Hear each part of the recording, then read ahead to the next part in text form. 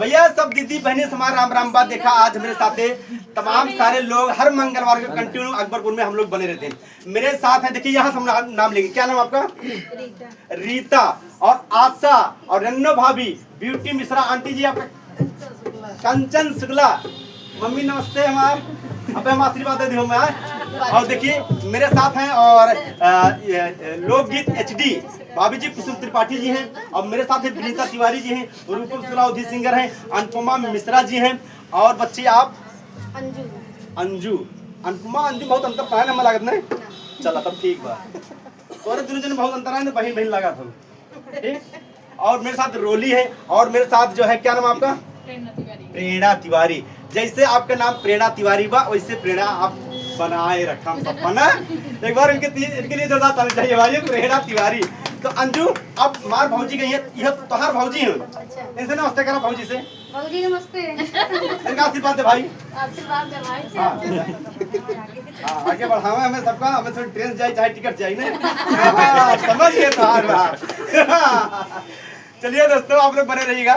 देखिए हमारी भाभी लोग और हम लोग, देखिए अंजू जी हम लोग क्या है कि हम लोग इसी टाइप वीडियो बनाते हैं। अच्छा जो अपने गांव की कलाएं चली जा रही इस टाइप हम लोग वीडियो बनाते हैं। अब चलो हमारी भौजी गई हैं और हम अंजू, रोली और प्रेरणा तिवारी देखा चारों जने खड़ाई राम लक्ष्मण भरत शत्रुघ्न चार जने आगे आओ।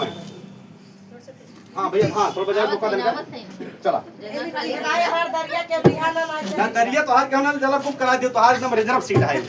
हाँ जैसे हम कटीली वैसे राजा जी हमारा हो, जैसे हम कटीली वैसे राजा जी हमारे हो, जैसे हम कटीली वैसे राजा जी हमारा हो, जैसे हम कटीली वैसे राजा जी हमारे हो, राजा जी हमारा हो, सैया जी हमारे हो, जैसे हम कटीली वैसे राजा जी हमारे हो, जैसे हम कटीली वैसे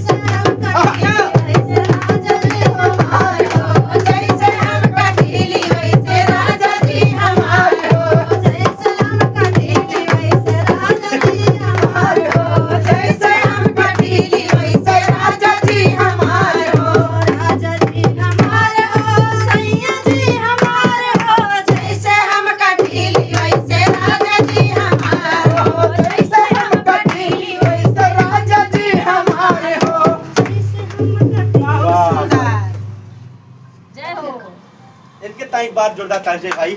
पसीना आएगी, बच्चे हमारे इतना बढ़िया मेकअप करें, बच्चे बड़े मेकअप करा